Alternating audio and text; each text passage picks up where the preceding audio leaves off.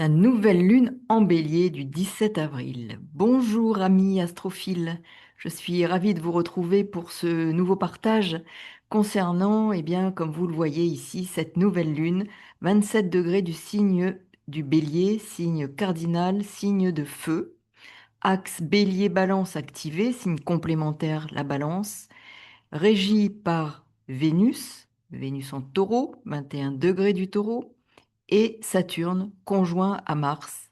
Mars, planète maîtresse du signe du bélier et du scorpion, où se trouve la lune noire. 27 degrés, lune noire, scorpion, opposé à Vénus et Uranus. Donc il y a beaucoup de choses à dire. Vous voyez ici ce stellium, ces nombreuses planètes et luminaires et astéroïdes qui se trouvent dans le signe du Bélier. Nous avons Neptune, Mercure, Mars, Saturne, l'astéroïde Chiron, la Lune, satellite de la Terre, le Soleil, et puis ce qu'on ne voit pas ici, c'est l'astéroïde Eris. Et j'en parlerai aussi, puisque Eris est l'astéroïde de la discorde. Donc on l'oublie, mais Eris est en bélier et le sera tout le long de notre existence, puisqu'elle y reste un long moment. Alors, ici, nous avons dans ce signe de feu, comme je le disais, donc cardinal, l'impulsion à agir. Mars est en bélier, donc c'est l'action, c'est éminemment martien. Agir, énergie vitale, on défend ses droits, ou ce qu'on estime être ses droits, son droit à exister, ses choix, ça peut être déterminé, combatif, courageux, mais nous voyons ici qu'il y a aussi d'autres planètes qui vont donner une coloration particulière à cette nouvelle lune et à Mars. Alors, en effet, une lune noire en scorpion, au quinconce de la nouvelle lune, également, ici, donc vous voyez ce trait vert, donc c'est important de l'avoir aussi à l'esprit. Mars maîtrise la nouvelle lune, puisque Mars est aussi la planète maîtresse du bélier. Cette nouvelle lune, donc, est éminemment martienne, je le répète, c'est important, Mars est en domicile. Il est aussi un des deux maîtres du Scorpion, donc il maîtrise aussi cette lune noire, qui est une part d'ombre, hein. La part d'ombre, ici, on va aller explorer davantage de quoi il peut s'agir. Alors, cette nouvelle lune est gorgée des énergies du bélier, puisque le Soleil et la Lune, hein, comme vous pouvez le voir, sont à la fin du bélier et ils ont transité. Donc, le Soleil, plusieurs jours, la Lune reste dans chaque signe à peu près 2 jours et demi. Donc ici, les deux, donc Soleil et Lune, sont gorgés des énergies du bélier. Énergie puissante qui pousse à s'élancer, qui pousse à commencer à prendre une nouvelle initiative, un nouveau départ. Donc ça peut être très intéressant, sauf qu'il va falloir voir de quoi il s'agit, parce que en effet, il va y avoir une coloration particulière au regard de tout ce qui se joue, hein, pendant cette nouvelle lune. Alors, Chiron est aussi conjoint à cette nouvelle lune en bélier. Donc, vous voyez ici, 26 degrés. Donc, c'est important car il forme un trio et ce trio met l'accent sur ce qui doit être, je dirais, transformé, sur la blessure qui doit être transformée, transmutée pour s'engager sur la voie de la guérison. La lune noire en scorpion, elle, évoque les forces puissantes de transformation qui passent par des renoncements, des détachements, des destructions. Et cet emplacement au quinconce de la nouvelle lune et de Chiron, hein, peut, à partir d'une blessure, d'un sentiment d'agression, d'une attaque, d'un sentiment d'injustice, mettre en évidence cette part d'ombre réveillée qui demande justement à être mise et portée à la lumière pour que l'on puisse l'intégrer. C'est une part en nous, de façon collective, mais aussi individuelle, qui demande à être intégrée. Et je vais y revenir, mais ce qui se joue à l'extérieur, c'est comme ce qui se joue à l'intérieur de nous. Donc ici, cette part d'ombre qui demande à être mise, portée à la lumière, surtout en scorpion, hein, en particulier, peut en effet pousser à des réactions, des pulsions de mort et de destruction.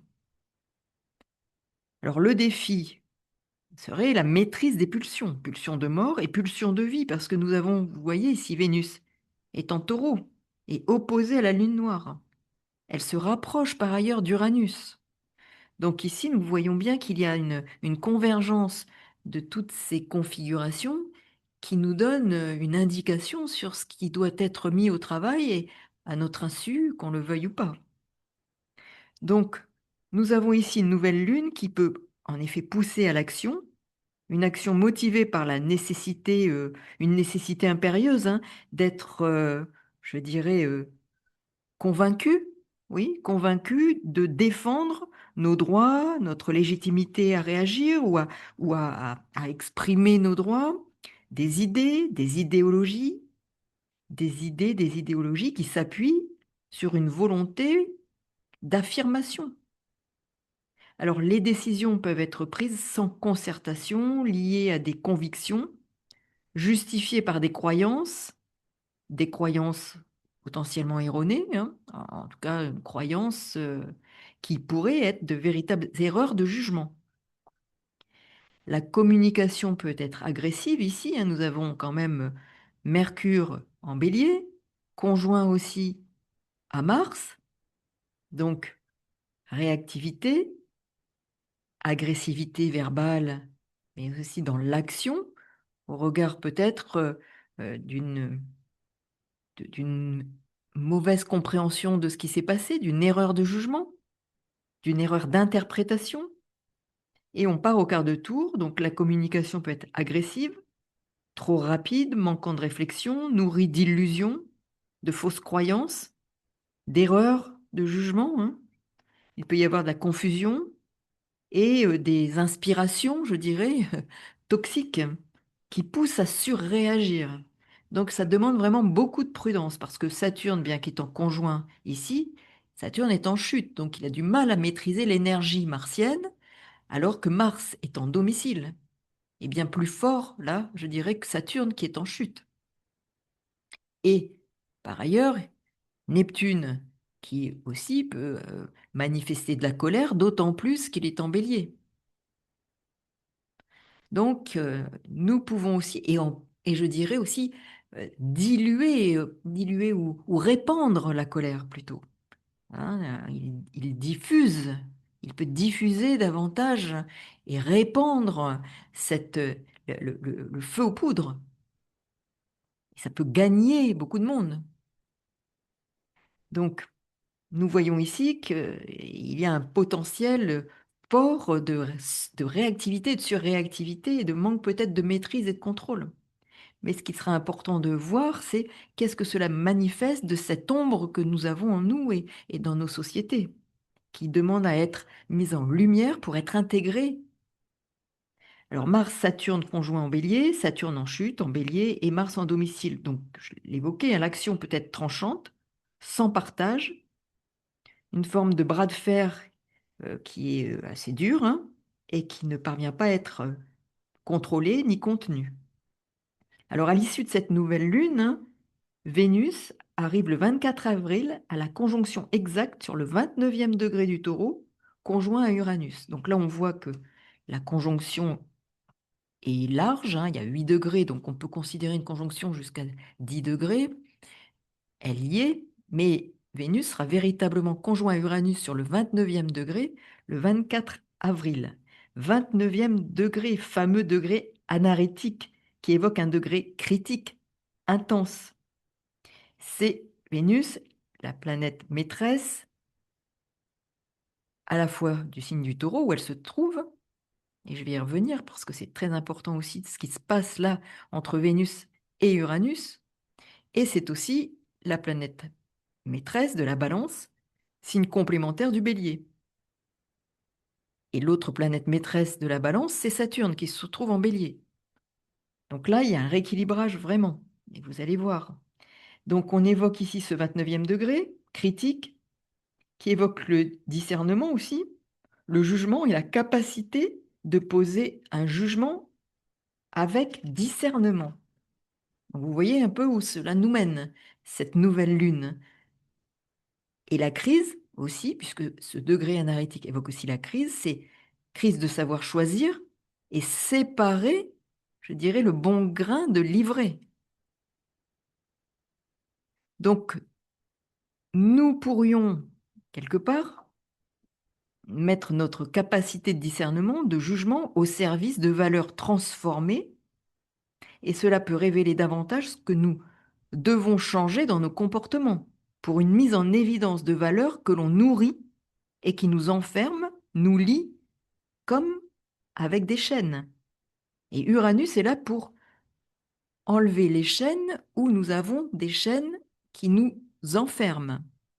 Et regardez où vous aurez, alors quand Uranus va rentrer en Gémeaux, ce sera encore, encore plus fort. Mais là, nous terminons avec cette notion et Uranus conjoint Vénus. Donc là, c'est autant Pluton révèle là où il n'y a plus suffisamment de vie dans notre existence, où la vie ne circule plus, là, Uranus, lui, vient nous indiquer où nous sommes enfermés par des chaînes, alors par rapport à des schémas de pensée, des schémas relationnels, enfin, quelles que soient nos chaînes, il nous est indiqué là où nous avons des chaînes et où nous sommes enfermés et où nous devons rompre ces chaînes pour nous libérer, nous émanciper. Pour cette nouvelle lune, il y a des indications à comprendre. Donc c'est intéressant de regarder bien votre thème pour comprendre ce que va vous indiquer cette nouvelle lune. Donc Uranus est ici l'acteur qui vient nous libérer de nos chaînes. Nos chaînes sont d'abord intérieures. Ce sont des chaînes qui sont d'abord en effet intérieures. Cette nouvelle lune, sur un plan très personnel, nous confronte à ce qui doit être libéré. Alors bien entendu, l'on peut comprendre que l'axe Bélier-Balance est activé. En effet, Bélier-Balance, ce stellium en Bélier, nouvelle lune en Bélier, Chiron conjoint la nouvelle lune, c'est aussi la blessure, le lieu de guérison, une opportunité de guérison pour nous amener vers une émancipation quant à des schémas de fonctionnement qui nourrissent aussi ce monde extérieur, parce que pour l'instant, nous n'avons pas intégré cette part d'ombre. Donc elle se projette à l'extérieur. Et cette part d'ombre nous parle de quoi? Observons ce qui se passe. N'oublions pas qu'Éris, c'est la planète de la discorde qui est en Bélier. Et nous avons la lune noire en Scorpion qui forme ce quinconce à la nouvelle lune. Donc elle est là pour nous indiquer aussi quelle est cette part d'ombre et ces forces puissantes souterraines de destruction que nous n'avons pas encore portées à la lumière et qui se manifestent à l'extérieur comme un miroir pour nous faire comprendre que nous sommes tous les acteurs de ce qui se passe à l'extérieur, de par ce que nous nourrissons dans nos ombres. Le bélier avec cet amas, signe complémentaire balance, régi par Vénus en taureau, qui prépare cette conjonction à Uranus, et sa sortie en opposition à la lune noire, Saturne conjoint à Mars, bélier balance axe du moi et des autres, de quoi devons-nous nous détacher, nous libérer? Quelle est cette part d'ombre qui se projette à l'extérieur de nous et qui se manifeste dans la relation aux autres? Toutes ces identifications devenues toxiques potentiellement. Chiron conjoint la nouvelle lune et Mercure, présent dans cet amas, n'oublions pas que Mercure est présent dans ce stellium, plus Jupiter en Cancer, maîtrisé par la Lune, qui est en Bélier, nous donne véritablement cette direction, cette voie à prendre qui peut être tellement agie et nous faire réagir, je dirais, émotionnellement. Donc ici, je dirais que cette rencontre de Chiron avec la nouvelle lune, de Mercure dans cet amas, de Jupiter en Cancer, qui est maîtrisé par la lune, qui se trouve en Bélier, Mars en Bélier, formule, je dirais, une proposition audacieuse, courageuse, celle de prendre la direction d'une santé retrouvée, Chiron en Bélier. Comment rétablir un équilibre en nous pour que cela se manifeste dans nos relations et plus largement dans la société? Quelle place nous allons occuper de façon singulière pour aller voir dans nos tréfonds quelle est cette part d'ombre que nous nourrissons, qui se projette à l'extérieur, et c'est une formule de guérison audacieuse en bélier, courageuse en bélier, qui nous demande de prendre la direction d'une santé retrouvée. Chiron, Jupiter, Cancer, maîtrisé par la Lune conjointe à Chiron. C'est une nouvelle direction, un nouvel élan possible. Nous pouvons tous y contribuer. Quelle est notre place, la place du bélier, parmi les autres? Premier signe de la roue du zodiaque bélier, et la balance est le premier signe qui nous parle des autres. L'autre dans notre vie, les autres dans notre vie. Comment nous nous situons et comment nous rentrons en relation. Ici, cet amas nous parle de notre aveuglement, d'une forme d'ignorance avec un I majuscule. Quel enseignement peut-on en tirer? De quelle manière peut-on rétablir l'équilibre, trouver ou retrouver l'équilibre et une santé physique, psychique ou spirituelle? Car tel est l'enjeu qui trouve sa manifestation dans nos vies respectives. Quelle que soit la situation à laquelle vous êtes confronté ou à laquelle vous serez confronté dans les jours qui viennent, il va être question de s'extraire d'une forme de précipitation où notre réflexion est dissoute dans des illusions. Mercure, Neptune. Quelles sont les illusions que nous nourrissons et qui nous font réagir et surréagir, auxquelles nous sommes sensibles? Cette voie de la santé est ici la voie d'une libération, se libérer le plus possible de nos attachements. N'oublions pas que Vénus est en taureau conjointe à Uranus. Donc, c'est gagner toujours davantage en connaissance de ce que sont nos attachements, de ce à quoi nous sommes attachés pour gagner en liberté. Et le bélier est un signe aussi de liberté. Donc, nous voyons bien qu'ici, les enjeux sont importants. Par ailleurs, Pluton est au sextile de Mars, exactement. Les deux planètes qui régissent le Scorpion s'associent pour nous pousser à une action transformatrice. Donc, soyons à l'écoute, qui vient nous libérer et qui peut réintroduire la vie où il n'y a plus assez de vie dans notre existence, pour nous libérer, pour impulser cet élan de vie, pour remettre de la vie où il n'y en a plus assez, parce que Mars est ici aussi, dans ce premier signe de la roue du zodiaque, signe de feu. Donc cette nouvelle lune nous met face à la connaissance que rien n'existe seul hors de la relation et des interrelations, des interdépendances. Et là, nous avons les pensées, Mercure, les actions, Mars, les réactions émotionnelles, la lune, qui sont ici particulièrement examinées dans leur interdépendance. Donc il est important de relativiser de façon très conséquente, avec un cœur, je dirais, détaché. Cela ne veut pas dire endurci, mais bien détaché pour ne pas donner prise à des réactions potentiellement violentes. Alors la lune noire en Scorpion, Chiron nouvelle lune, et cet astéroïde dont je vous parlais, Eris en Bélier, nous poussent à aller regarder dans notre part d'ombre, celle qui en souterrain, dans notre inconscient, nourrit la discorde, qui se projette à l'extérieur. Cela va nous demander d'aller regarder de plus près nos comportements séparatifs, nos pensées séparatives, querelleuses, belliqueuses, notre orgueil, notre volonté d'avoir la maîtrise, le contrôle, le pouvoir.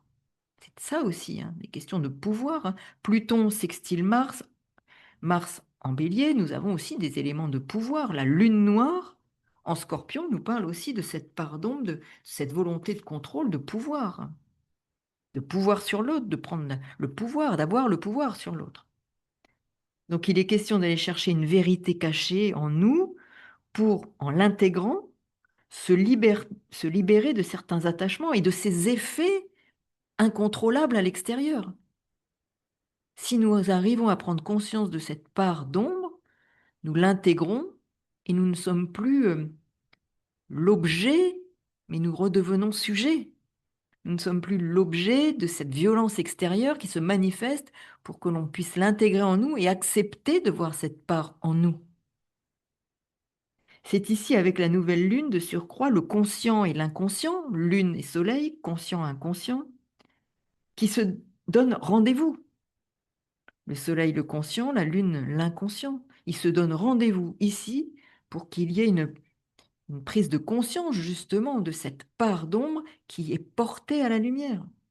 Donc il est important de faire connaissance avec nos masques, nos identités multiples, nos habits de pouvoir.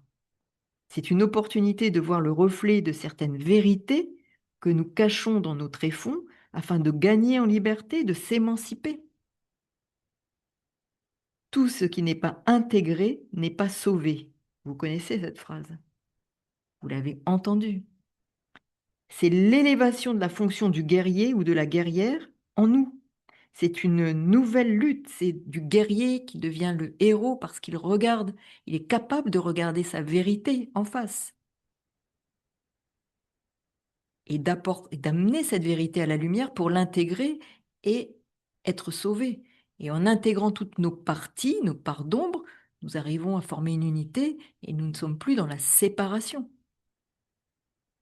Donc c'est un temps fort dont on peut se saisir.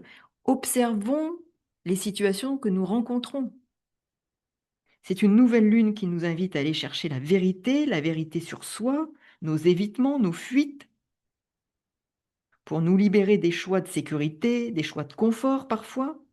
Et Vénus Taureau conjoint Uranus au 29e degré vient nous en parler également. Elle vient renforcer ce qui est en train de se jouer. C'est important car Vénus-Uranus, à cette toute fin du transit, Uranus en taureau, après 7 ans de son parcours, alors que le taureau est maîtrisé par Vénus, c'est vraiment un signe fort. Ces deux planètes se retrouvent pour détacher des liens, des attachements à des formes de sécurité, des formes pensées, des attitudes, des comportements, la façon de gérer notre existence. Nous sommes dans un signe aussi, le taureau, la gestion de notre vie.